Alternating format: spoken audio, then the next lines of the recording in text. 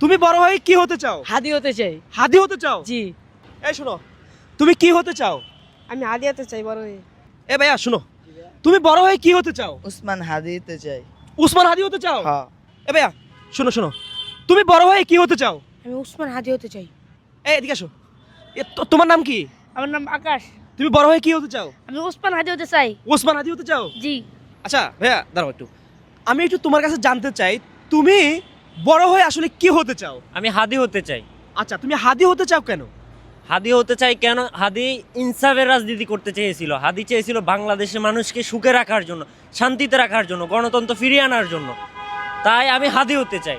হাদি যখন শহীদ হয়েছে, তাই তার জানা যায় ডলে ডলে মানুষ আসছে, ঠিক আছে? তো আমি এই জন্য হাদি হতে চাই যে আমাকে হাজারো মানুষ ভালোবাসবে, আমি রাজনীতি করব বাংলাদেশের জন্য।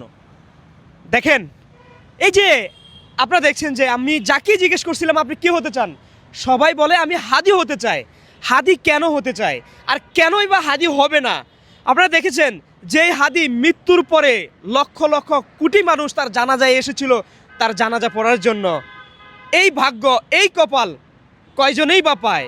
সেই জন্যই আজকে আমরা দেখছি যাকেই জিজ্ঞেস করছি সেই হাদি হতে চায়।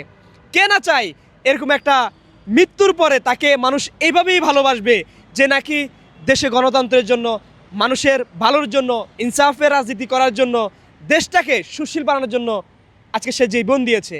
জীবন দেওয়ার জন্যই কিন্তু আজকে তাকে মানুষ এত বেশি ভালোবেসেছে। সো আমরা সবাই এই জন্যই হাদি হতে চাই, রাইট? অবশ্যই। যে যেখান থেকে আজকে ভিডিওটি দেখছেন অবশ্যই হাদি ভাইয়ের জন্য ভিডিওটি শেয়ার করে দিবেন, কারণ হচ্ছে আমরা সবাই হাদি হতে চাই।